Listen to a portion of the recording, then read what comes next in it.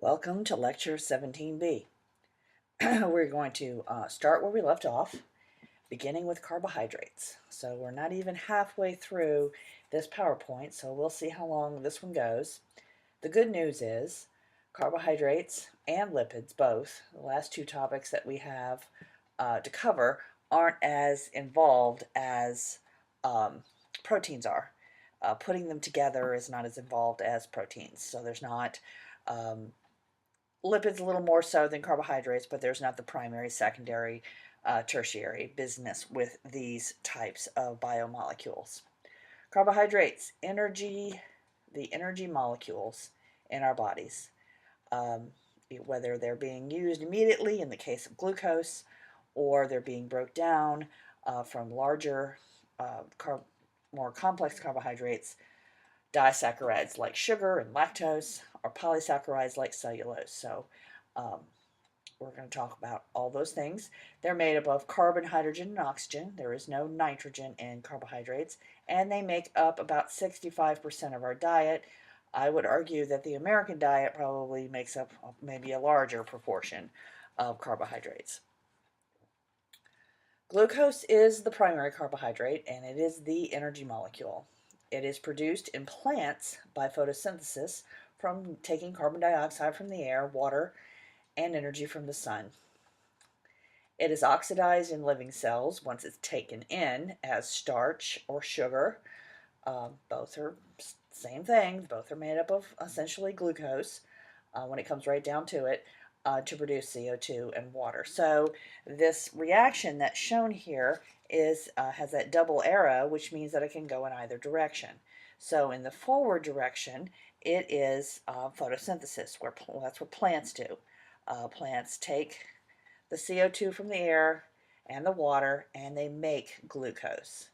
Animals take glucose from food sources, be it carbohydrates, proteins, or fats. Proteins and fats just have to be metabolized to make glucose, and then during cellular respiration, the glucose is broken down into CO2, water, and energy that we need. The carbon cycle, because it is a two-way street or two-way reaction, during photosynthesis, like I said before, here it is in word form. Again, energy from the sun plus CO2 and water produces the green matter, the plants. When then the animals, the horses depicted here, take in those carbohydrates from the plants, and they through cellular respiration produce back CO2 and water. So it's a cycle that continues, and it's called the carbon cycle. Types of carbohydrates, I've already alluded to those. Monosaccharides means single or one sugar, mono. Saccharide is kind of where the word saccharine comes from, means sugar. That's the simplest carbohydrate. Those include, and we'll see them in a moment, those include glucose, the most important one, the one that's used in our bodies. So glucose, fructose. Fructose is the sugar found in fruits, has to be metabolized to glucose in the bodies before it can be used. And there are others as well. We'll look at those. Disaccharides is two sugars hooked together. We'll look at some of those. And then polysaccharides, which contain many. These are your starches, glycogen, and so on. Pectin, myelopectin, and all that. What it's showing here is when you take a monosaccharide, and here it's shown here. Remember carbon, hydrogen, and oxygen. Remember our line diagrams from organic chemistry. At every point here, there's a carbon, and then there is as many hydrogens as needed to make sure that each carbon has 4 bonds. So this carbon right here has 2 hydrogens attached to it. So does this one, and so on. This carbon right here has 1, 2, 3 bonds already, so it only has 1 more hydrogen. Water in the presence, they can be broken down monosaccharides in the presence of acids cannot be broken down, but I can take disaccharides and water in the presence of protons, we call these protons, and hydrolyze those a disaccharide into two monosaccharides, polysaccharides, same thing.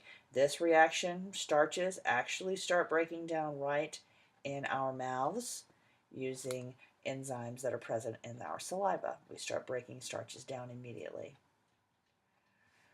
Monosaccharides typically, that's single sugars, 3 to 6 carbons. They can either have a carbonyl group in the form of an aldehyde or a ketone. Now, we are not going to get into all of the different ways you can draw carbohydrates. If you take a real biochemistry class, semester long, 2 semesters long, you would get into it in detail. We're just going to look at the difference between the aldose form, we'll be talking about that, aldehyde, aldose, or in the ketose form.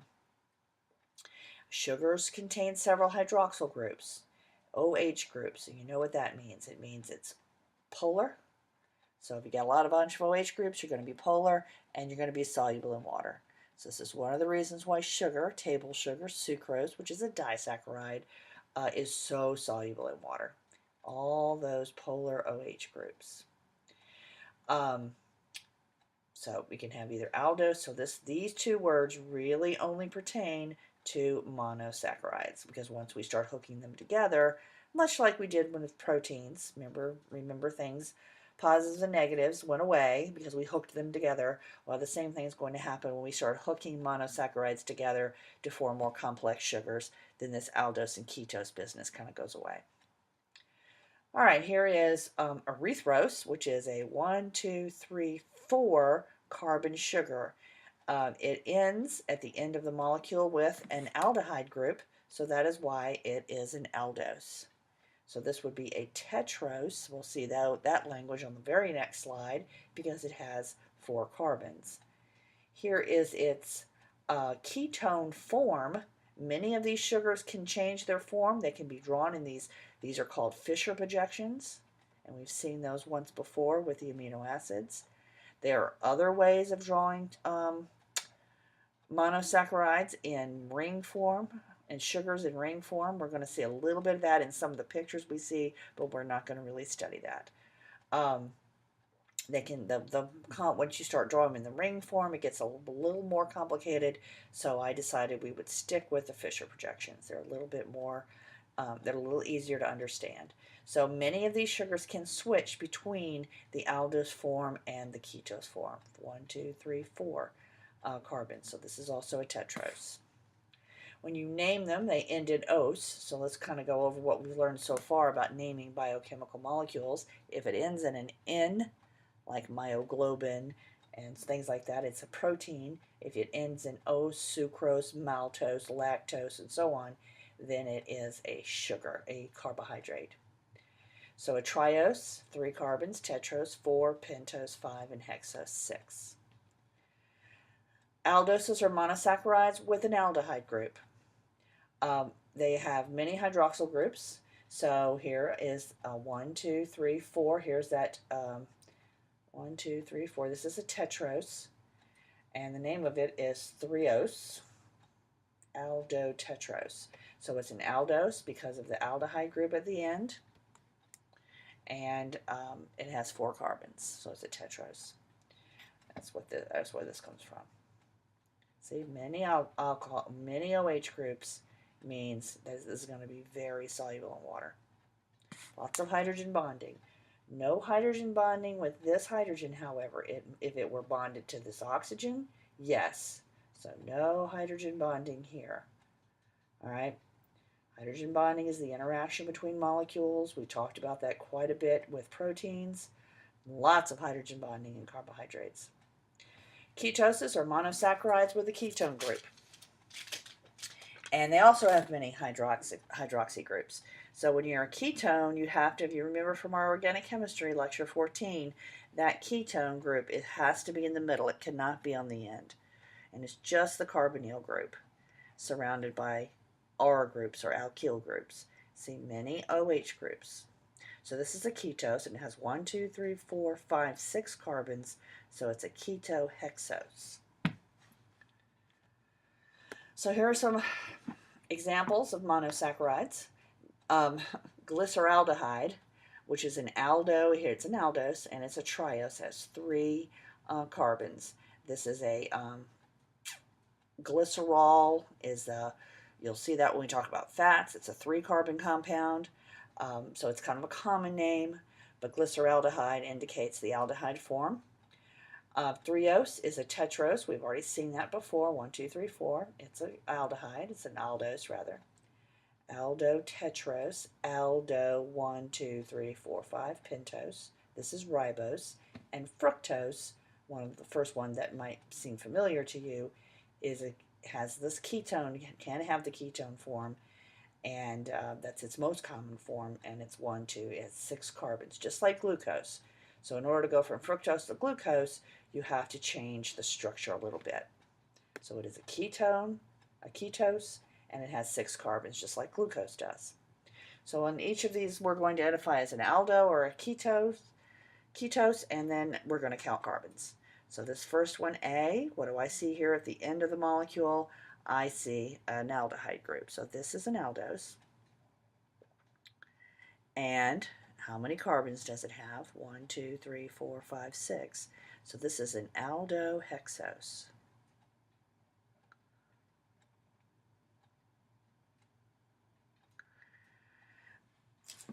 B, we have a ketone group in the middle. So this is a ketose. So this is going to be keto. 1, 2, 3, 4, 5. A ketopentose. All right, let's check our answers. Yay! All right, you are going to do this experiment in the lab, so this is why I have it in the lecture.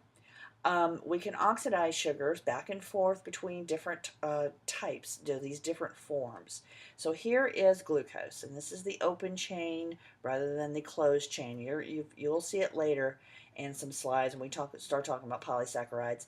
These sugars, this is a 6-carbon compound, these sugars can take on a 6-membered ring type structure. And it's going to look like this with a bunch of hydroxys, and we're going to see things like this, kind of more complicated. This is the ring form. This is the open chain form of glucose. It's a 6-carbon. This is an aldose. If I take this aldose and I react it with copper and Benedict's which is in Benedict's reagent, it's going to oxidize this aldehyde to a carboxylic acid. So when I oxidize, this is something you just need to put down and memorize. If I take an aldehyde, and this O in brackets means I'm oxidizing it, and I oxidize it to the carboxylic acid. If we had done more reactions, and we probably will when we get into chemical reactions, we can change aldehydes into carboxylic acids. We can change alcohols into aldehydes and ketones and so on, depending on where the OH group is. All right, so when you oxidize an aldose, you get a carboxylic acid. If I take fructose, which is a ketone, now these are called reducing sugars. If I can oxidize, so this is a reducing sugar. If I can oxidize it, it means that it reduces this other substance. Now we are not talking about this type of reaction in this course. This is a redox reaction, but again, I've put it in here because I know you're going to do it in the lab. So we are taking an aldehyde, we're producing a carboxylic acid. That is an oxidation. If one thing gets oxidized, the other thing has to be reduced. So this sugar is capable of reducing this reagent. So that's why it's called a reducing sugar. It comes from redox reactions. Whatever gets oxidized is called the reducing agent. Whatever gets reduced is the oxidizing agent. So this Benedict's reagent is the oxidizing agent. It's going to be reduced by the sugar. I know that's confusing. If I take a ketone, like fructose or ketose, and I and it's also reducing sugar. It can be oxidized. I'm going to change that fructose. Remember I said, in order for us to metabolize fructose, it has to be changed into glucose. Now, we are not using Benedicts in our bodies, but in order for fructose to be metabolized, it must be changed into glucose. In fact, any carbohydrate we eat has to be broken down and then changed into glucose if it's not made up of glucose molecules. In our bodies, we do this with enzymes, but in the lab, you're going to do it with Benedict's reagent. And you're going to be able to change a ketone into an aldehyde. It's also an oxidation. So fructose, because it can be changed via this Benedict solution, okay, which reduces sugars, which oxidizes sugars. It oxidizes sugars that can be oxidized. So we call those sugars reducing sugars because they're reducing the Benedicts. Well, oxidation, then there's reduction. If I take a carbonyl group, I can change it into an alcohol group by reduction. We do this when we want to produce sugars that our bodies won't metabolize. So let's review what we've talked about so far. I know this is kind of foreign to you. So I can take an aldehyde or an aldose and oxidize it into a carboxylic acid.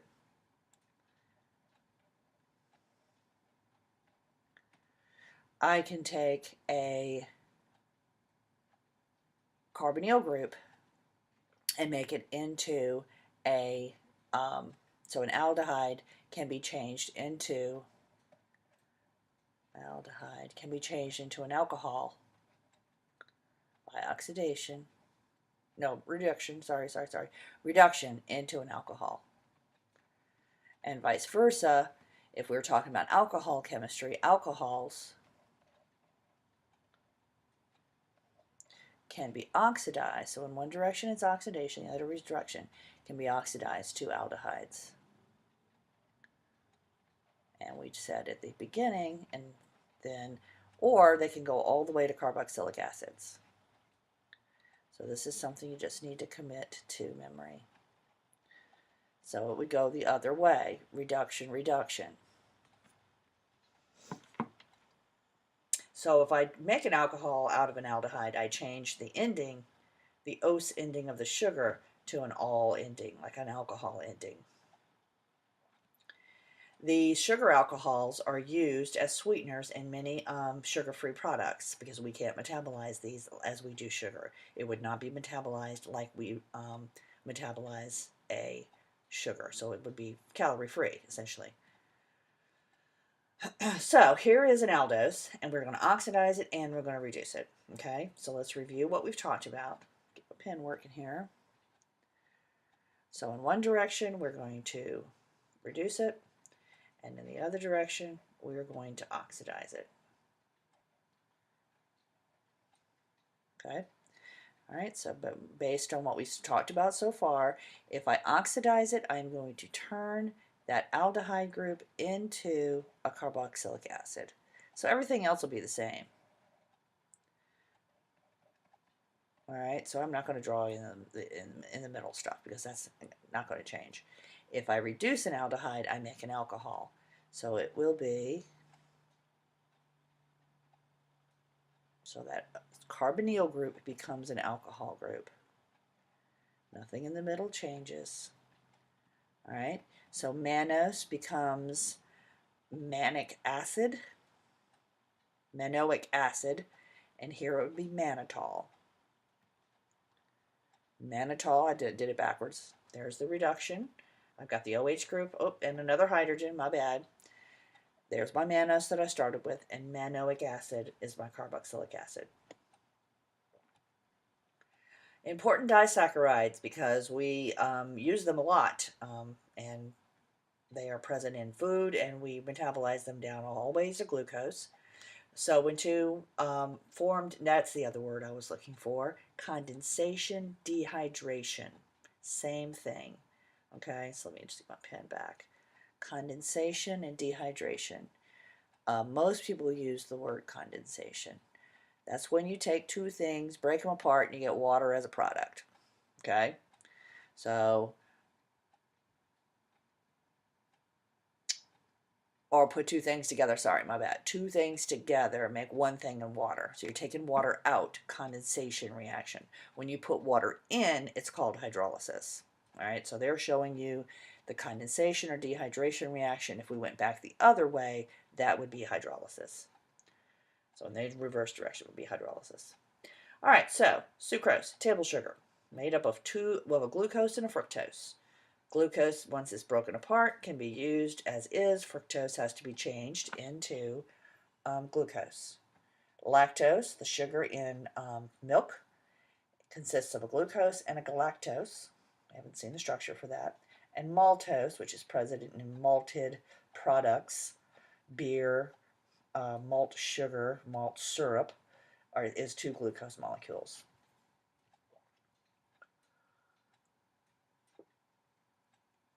Remember when we talked about proteins, it was the L amino acid that was present in nature. And sugars, it is same thing. These sugar molecules are chiral. They're mini chiral centers. Let's go back to those Fisher projections because we're getting ready to look at some ring structures. This carbon here and this carbon, these carbons here in the middle, all of these carbons in the middle, 1, 2, 3, 4, all are chiral because they have 4 different groups around them. So they are optically active, which means they have a D and an L form or a plus and a minus, depending on which nomenclature system you use. In proteins, it's the L amino acids that are in nature. In sugars, it's the D amino acids that we can use and metabolize. Hydrolysis of starch, breaking the starch down into the sugar molecules using water and an enzyme. Now we're going to be talking about alpha and beta linkages. We're going to see what that means when we look at some structures. Glycosidic just means the linkage between two sugar molecules. So glycogen, glycosidic bond. Glycogen is a polysaccharide. It is between the carbon 1 on the first glucose and carbon 4 on the second. Maltose is used in cereals, candies, and brewing, and it's found in both the alpha and beta forms. So let's see what we're talking about here.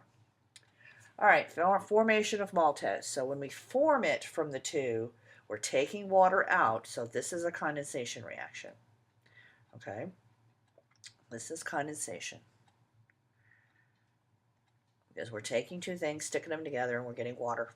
Water is a product, so this is condensation or dehydration. All right.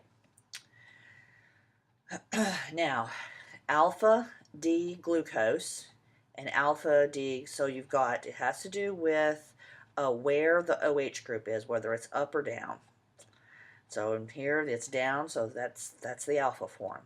So I'm going from carbon 1, here are the ring structures. This is the ring structure for maltose. Maltose is a 6-carbon compound. There's a carbon right here.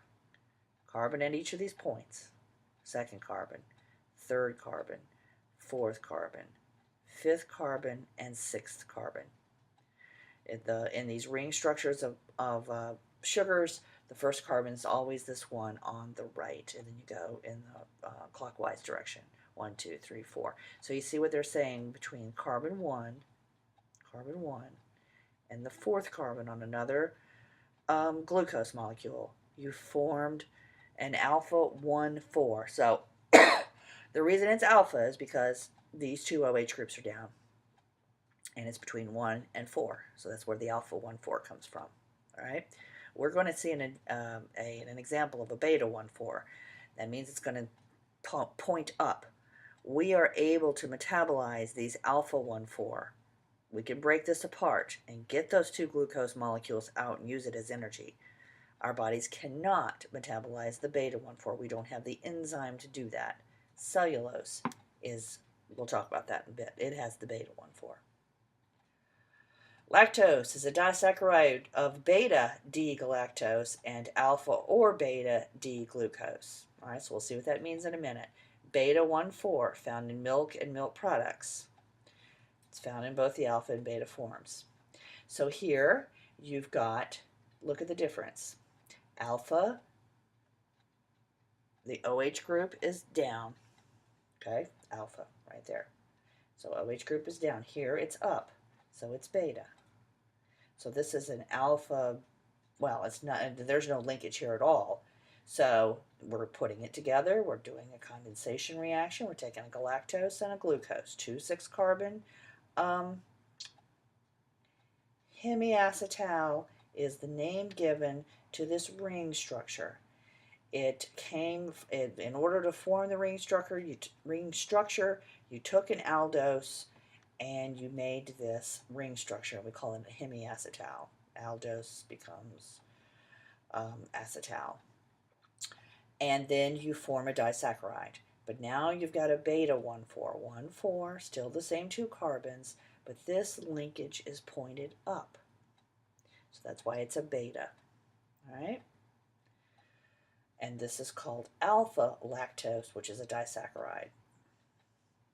Sucrose, table sugar, comes from sugar cane and sugar beets, consists of both the alpha and beta forms, consists of alpha D-glucose and beta fructose.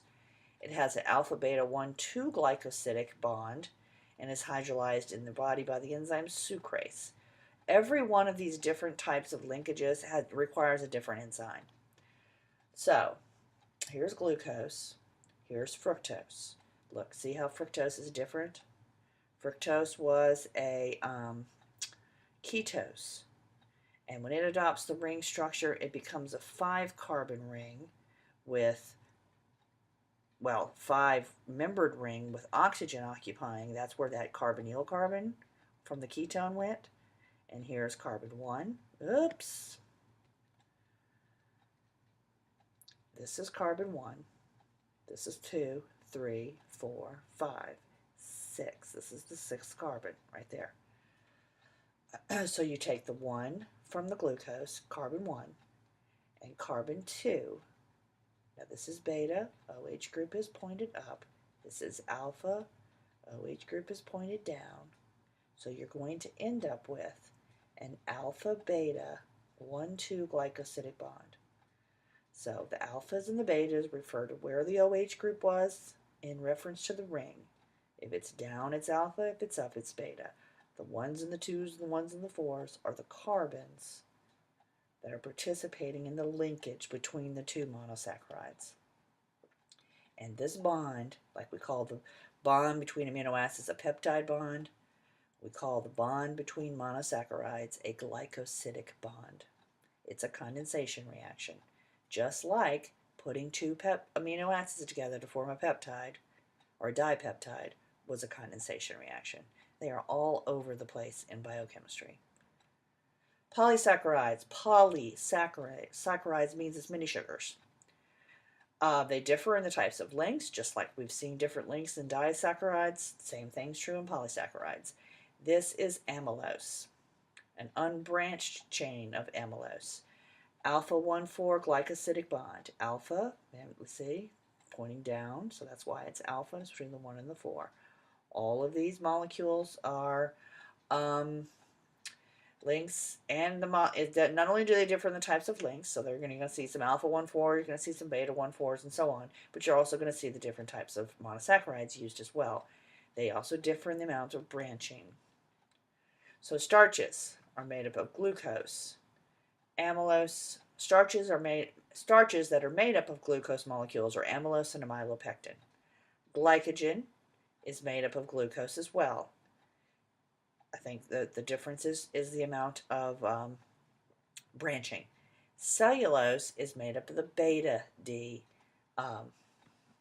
glucose. So all of these polysaccharides here are made up of glucose. Glucose is the monosaccharide, and they differ in the types of linkages and the amount of branching. Amylose is a glucose, is made up of glucose, so is amylopectin. However, in amylose, as we saw in our very first slide on polysaccharides, it's pretty much a straight chain polysaccharide. However, amylopectin has a lot more branching. You're going to see that in greater detail here. Amylose or amylose is a polymer of alpha-D-glucose. It has the alpha-1,4 linkages, see it pointing down, continuous unbranched chain. Amylopectin is a branched chain, essentially the same, but it's got more branching. It has the alpha-1,4 between the glucose, but the branching right here is not an alpha-1,4, it's an alpha-1,6. So this is how the branching occurs. On one glucose molecule with carbon 1, on the other one carbon 6. This is where the branching comes in. Glycogen, an animal starch. This is where we store. It's where we store carbohydrates in our liver and muscles. It's hydrolyzed in our cells to maintain. So when you first need a burst of glucose, your body goes to your liver to get it in the form of glycogen. It is very similar to starch, but it is branched. Cellulose, major structural unit of wood in plants. So your woody vegetables, hay, all those types of things. The reason they're called roughage is we cannot metabolize the beta 1,4. We don't have the enzyme to do that. So that's why it kind of passes right through us, and that's why we call it roughage. If we could metabolize it, it would make us fat if we ate too much celery, let's say, or carrots. It cannot be digested because we don't have the enzyme to break this beta. The beta pointed up. The beta 1,4.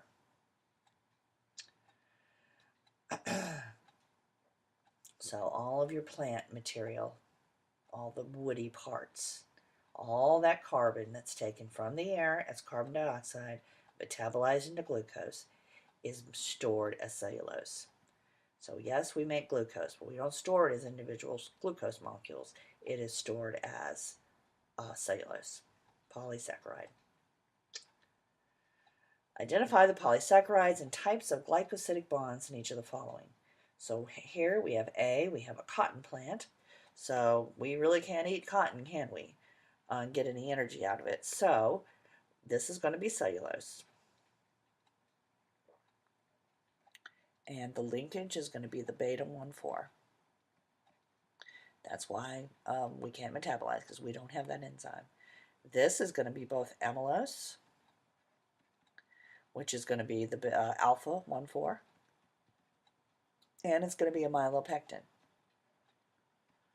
Remember, we talked about both of those. We had a picture of a potato. So it's the alpha 1,4 between the glucose, and then the branching, remember, was the alpha 1,6. So cellulose, beta 1,4, and the potato, any starchy vegetable, alpha 1,4 to hold the glucose molecules together, and then an amylopectin. Both of these are polysaccharides. They just differ in the amount of branching, as those alpha 1,6 for the branches.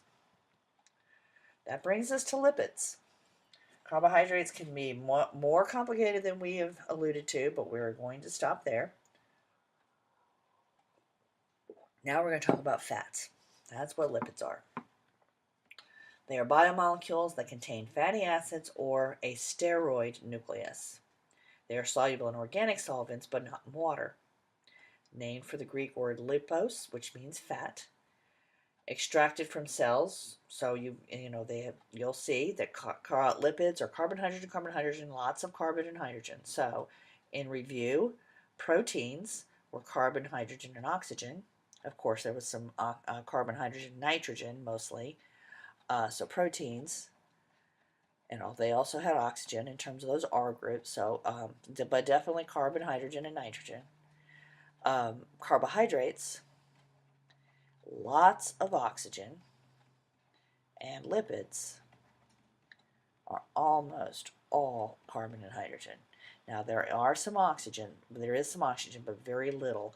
These fatty acids contain oxygen at the very end, carboxylic acid at the end, but all the rest of it, and they're very long molecules, are carbon and hydrogen. If you're talking about steroid nucleus, then you're talking about carbon and hydrogen only. So those that contain the structural, so here's a fatty acid, carbohydrate. See, remember, here's a line drawing.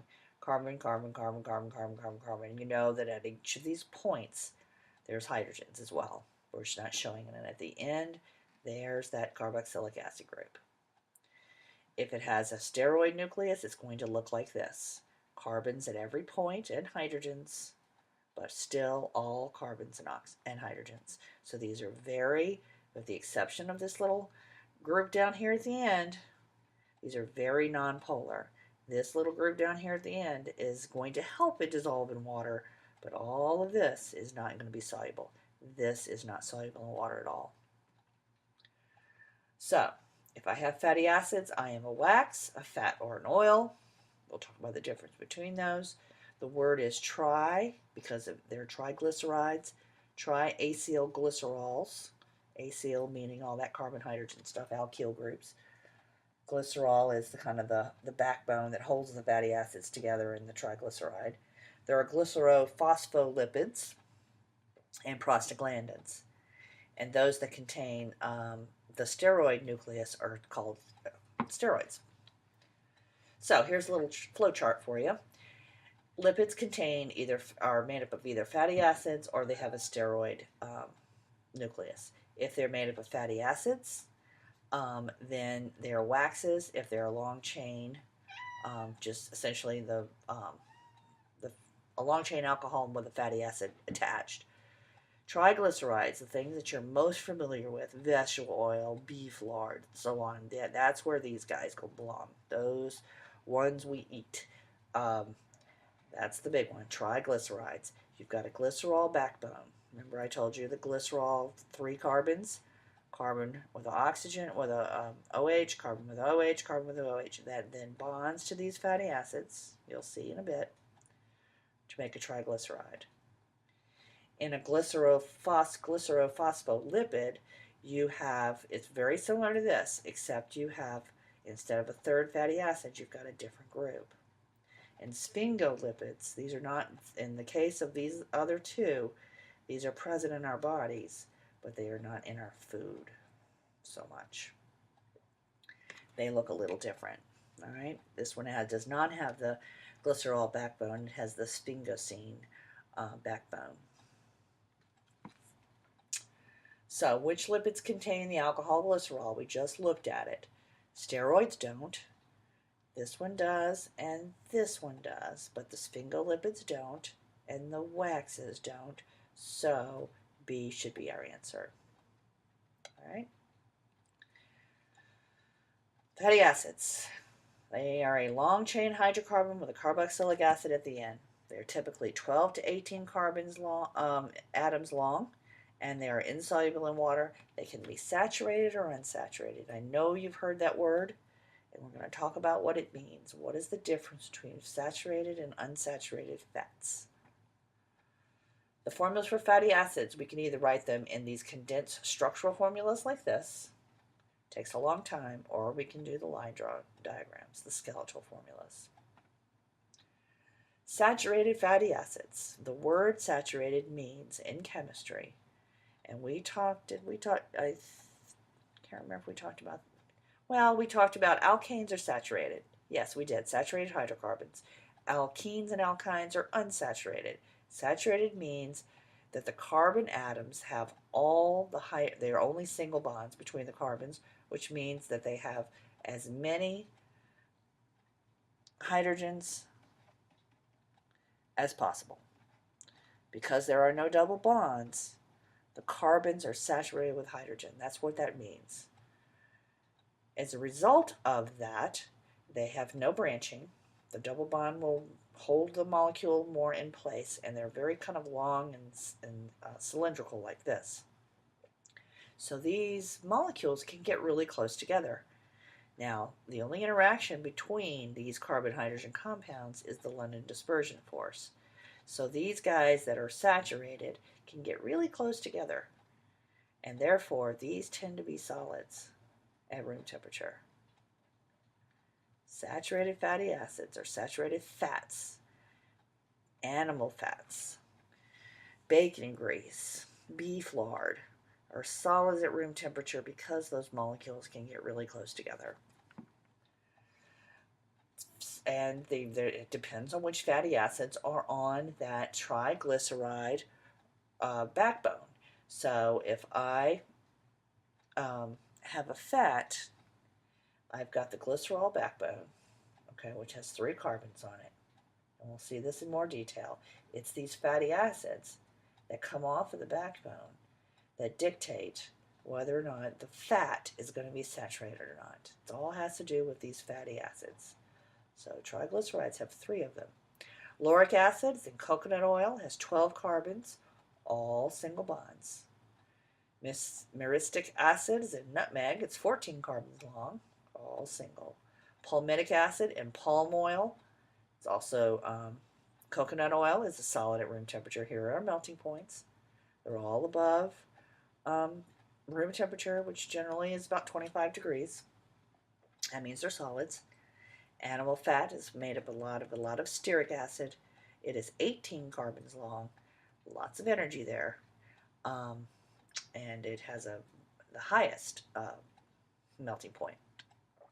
All right, if we talk about unsaturated fatty acids, they don't have as many hydrogen atoms as possible because there are double bonds, 1 or more. If there's a double bond, it puts a kink in the chain. Now, I know you've heard about trans fats. All naturally occurring unsaturated fatty acids have what's called a cis. Cis means that the groups that are attached to the carbons that are participating in the double bond are on the same side of the double bond. These are geometric isomers of one another. Same molecular formula, but different arrangement in space. All the naturally occurring ones have those 2 hydrogens or whatever is attached to the carbon on the same side of the double bond. Trans is not natural, and we'll talk about how this happens, how we get trans fats, are on opposite sides. So this kinking, this double bond, puts a kink in the long fatty acid chain. That means that these fatty acids cannot get as close together, and all unsaturated fatty acids have lower melting points because they cannot get close together. So that is why unsaturated fats like vegetable oils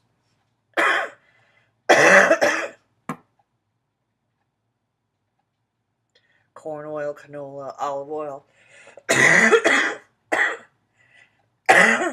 excuse me, have lower melting points, and they're liquids at room temperature.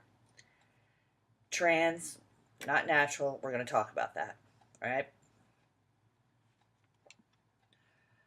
If I have only 1 double bond, it's called monounsaturated. Mono, meaning one double bond. So butter has some mono is made up of palmitoleic acid. It has 1 double bond. Melting point 0 degrees Celsius. Oleic acid, olives, pecans, grapeseed, also is 18 carbons long. It has 1 double bond. And here's the condensed structural formula. Here's the skeletal formula. So butter, even though it's from an animal source, milk, made from milk, cream, it has a monounsaturated fatty acid in it. We'll talk about a little bit about why butter is not such a bad thing, and margarine, because of the whole trans thing, is not as good. Here are some polyunsaturated fatty acids, and they have more than 1. Soybeans, soybean oil, sunflower oil, corn oil, and so on have many double bonds, polyunsaturated. Arachidonic acid, which comes from meat, eggs, and fish, these have very low melting points. So that means that they are liquids at room temperature. Fish oil, good for you, is a polyunsaturated fatty acid. So we've already talked about the saturated fatty acids. They fit together. They have significant dispersion forces, so therefore they have higher melting points and are solids. Unsaturated have kinks. They don't pack very closely together, have fewer interactions, and have lower melting points, and generally are liquids. So you'd almost have to go back and look up the structure of these. All right, so we need to find oleic, stearic, and linoleic. So let's do that. Oleic, stearic, and linoleic. So let's go find it. There's linoleic. It has 2 double bonds. All right, so I'm going to make a note of this. Linoleic, 2 double bonds. And there's its melting point right there. So it's a polyunsaturated. All right. I'm going to have to go back and look at the stearic and oleic. Stearic and oleic. There's oleic. It is a monounsaturated. And it has a 14-degree melting point. And then we need stearic. There's stearic. It is a saturated fatty acid. And it has a melting point of 69. All right. So let's go back to our question. So oleic should have, stearic should have the highest melting point because it is saturated, and so all single bonds should be able to get as close together. So 69 degrees should be our stearic. All right, so 69, that one should go with stearic. Oleic was our monounsaturated. So we're going to go with the 13 degrees, even though on the previous side it said 14. And then linoleic, which is our polyunsaturated, we're going to go with minus 17. All right, so 1369 minus 17. So they just rearranged it, but yes. All right, so the number of double bonds makes the melting point go down. No double bonds, melting point is high. Prostaglandins, 20 carbon atoms in their fatty acid chains. So they've got fatty acids, but they're not attached to a glycerol backbone. So they differ by the substituents attached to the 5-carbon ring. So there's a 5-carbon ring. So these are lipids, and they have fatty acids. So arachidonic acid is present in this PGF2, and it's attached to this 5-membered ring. Okay, so it can either be this, so it's what it's saying is arachidonic acid is present in this prostaglandin, this one, and this one, and they differ by the substituents on this ring. All right, now these two look very similar. So what's the difference? The difference is double bond, 2 double bonds here, only 1 here. Now, prostaglandins, why are these important?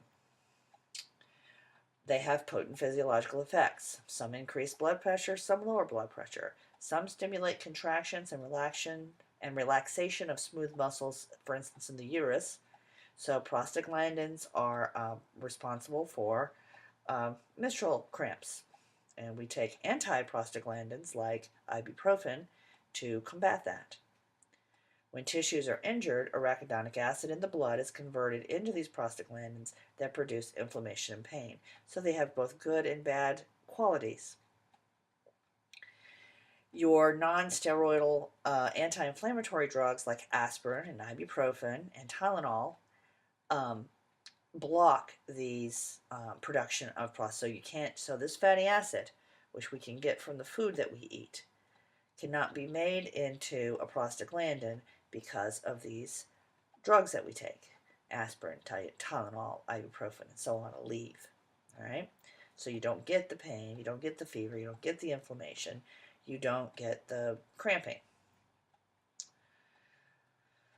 However, long-term use of these products can result in liver, kidney, and gastrointestinal damage. One of the reasons why aspirin is bad, and ibuprofen, I can't take ibuprofen anymore, is bad for you, in particular, all of them, is that your stomach lining is made up of prostaglandins.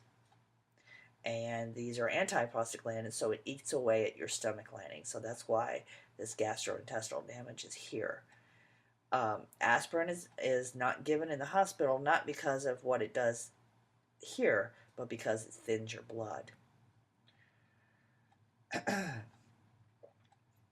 All right, fish and vegetable oils are good for you, and they're liquids at room temperature. And it seems that when you have a double bond at either the third carbon, omega-3, or at the sixth carbon in these fatty acids, that they are particularly good. High levels of unsaturated fat. So this linoleic acid has one at the 6. This is carbon 6, 7, 8, 9. It also has one at 9. In fish oils, they are mostly omega-3. Okay, so apparently a linoleic acid is a polyunsaturated. Linolenic acid is a monounsaturated with an omega-3. So linoleic acid is an omega-6. Arachidonic acid, polyunsaturated, has one at the sixth carbon as well. And then here are some omega-3s. So you've seen maybe the EPA, the DHA. You've seen these if you're into dietary supplements. I take some myself.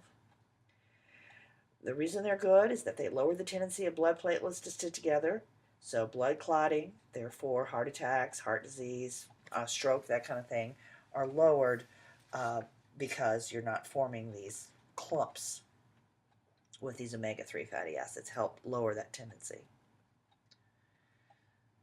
So they want us to draw on this learning check a 10-carbon atom fatty acid that's saturated, mono, and with the third carbon having the double bond, and another mono unsaturated with the sixth carbon having the double bond. All right.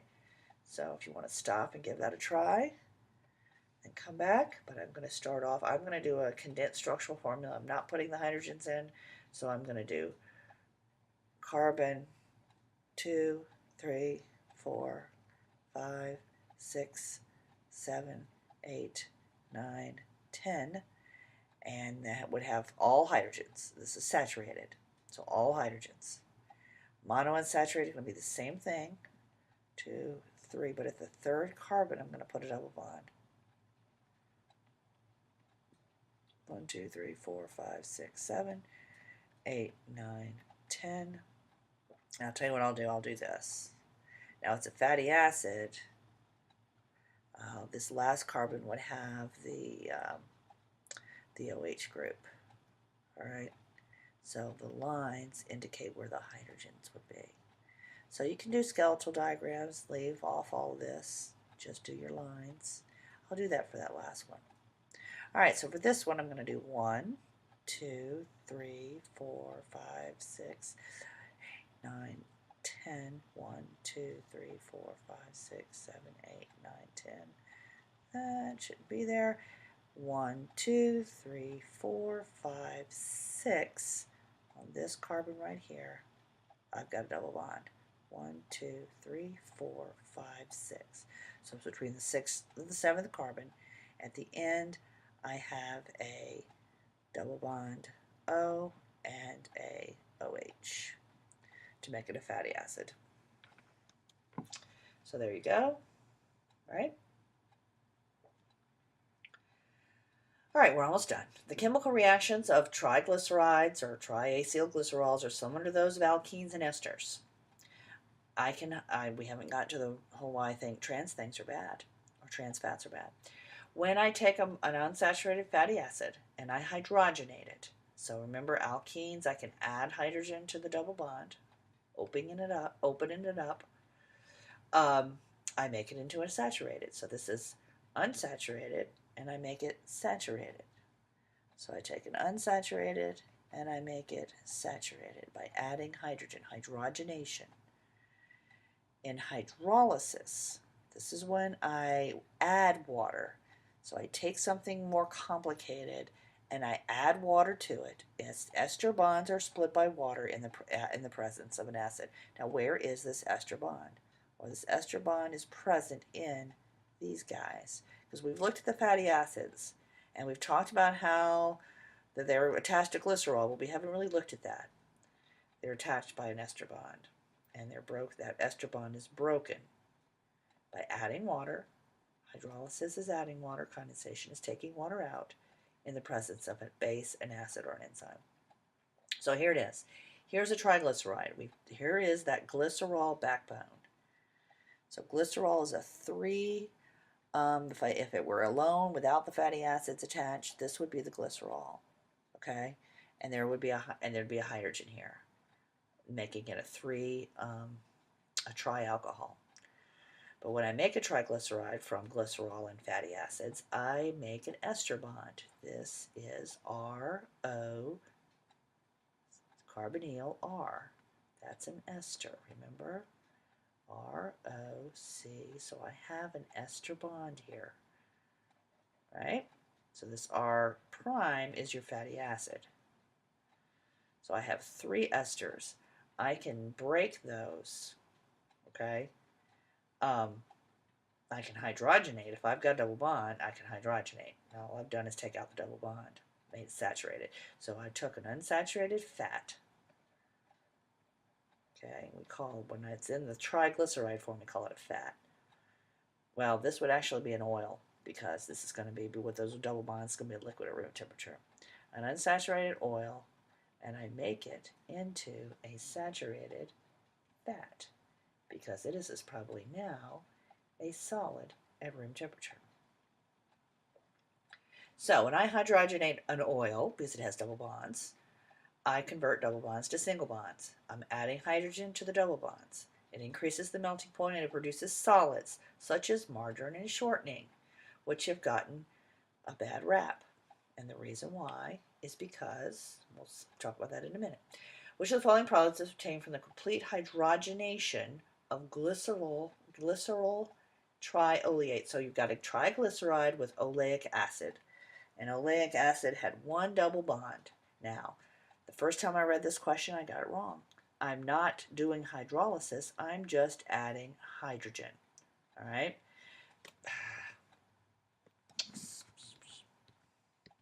All right. So if I'm just adding hydrogen, I'm taking oleic acid, which has a double bond, and I'm making stearic acid out of it, which has no double bonds. So the answer here is B. If I were doing hydrolysis, then it would be A. I'd only get C if I did hydrolysis and hydrogenation. So hydrogenation, adding hydrogen to double bond, and oleic acid to make stearic acid. Olestra, which is used in foods as an artificial fat. This is just what it looks like, a lot of branching. It's attached not to glycerol, but to sucrose, and it is not broken down in the intestinal tract. All right, so let's get to those trans. Unsaturated fatty acids can be cis, and we've talked about that. We saw it originally with bulky groups on the same side, or they can be trans, or they're opposite.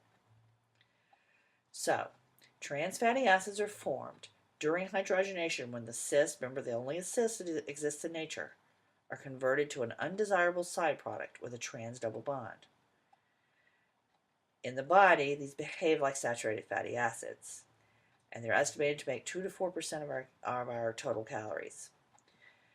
The American Heart Association recommends the use of soft margarine, which is only slightly hydrogenated and therefore has fewer trans fatty acids.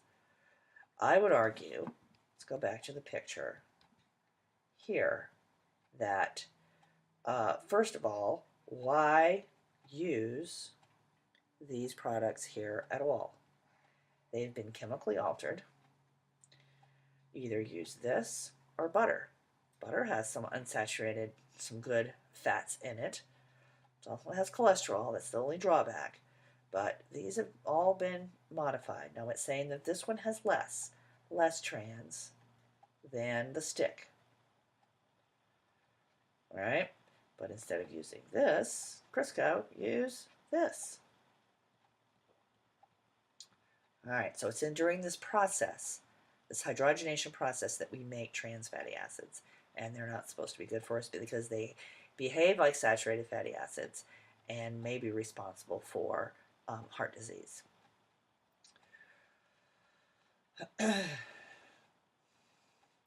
only some of the cis double bonds are converted to trans. So some are hydrogenated, but some are converted to trans instead of being hydrogenated. All right, so showing us here again what happens. You get the undesired product, and then you get the desirable product. Why don't we just stick with this and not do this? That's what I say. All right, true, false. There are more unsaturated fats in vegetable oils. True or false? That is true. It's an oil, so it has unsaturated fats. Vegetable oils have higher melting points than fats. False. They have lower melting points. That's why they're liquids. Hydrogenation of oils converts some to trans. True. Animal fats have more saturated fats. True. That's why they're solids. So it should be true, false, true, true. True, false, true, true. There we go. All right, now we're going to talk about hydrolysis. We've talked about hydrogenation. Now we're going to talk about taking this triglyceride and taking the water in either acid, or we're going to talk about base at the very end, making soap. But in acid or in the presence of an enzyme, when we make soap, we're going to use base. And you're going to take this glycerol, you're going to get your glycerol back, and you're going to get your fatty acids. That's hydrolysis of a fat. Water adds to the ester bonds. If I use a base, it's called saponification, and you're making soap. You heat it, heat up a fat, put some base with it, you get glycerol, salts of the fatty acids, the base plus the carboxylic acid makes a salt, and the solid soap, you can make soap this way. It's very easy. If you want a liquid soap, use potassium hydroxide instead of sodium hydroxide. We'll talk about bases later in the class. Polyunsaturated oils produce softer soap. So if you run a really good solid soap, use beef fat or animal fat and sodium hydroxide. Humans have been making soaps for a long time. Fats plus the base, you get these fatty acids, these salts of the fatty acid, the sodium from the sodium hydroxide, and that's how you make soap. So, summary of the, we've got a lot of reactions here, and we're going to revisit these when we start doing, some stoichiometry and things later in the course. Esterification, I take a carboxylate and an alcohol, I make an ester. I can do the hydrolysis and take an ester, water. If I go backwards, I'll get those fatty acids and the alcohol. Okay? So there it is right there, essentially. Saponification is base, ester, and water. I get the fatty acids and alcohol. Here it is right here, hydrolysis. I'm going backwards. So these two, this is the forward, this is the reverse. Hydrogenation is adding hydrogen to a double bond. Saponification is the same as it is the same as hydrolysis. So these two are the same. The difference is, instead of H+, I'm using base. But I'm getting carboxylic acids and alcohols. Right? Hydrolysis of glycerol. So now I'm breaking that fat down into glycerol and 3 fatty acids. So it should be 3 oleic acids. Glycerol and 3 oleic acids. A. So if I take this molecule here and I add hydrogen to it, what's my product going to be? It'll be all of this exactly the same. Those double bonds will go away, and each of these carbons will have 2 more, will each have another hydrogen. So there it is. And that concludes our lecture 17B.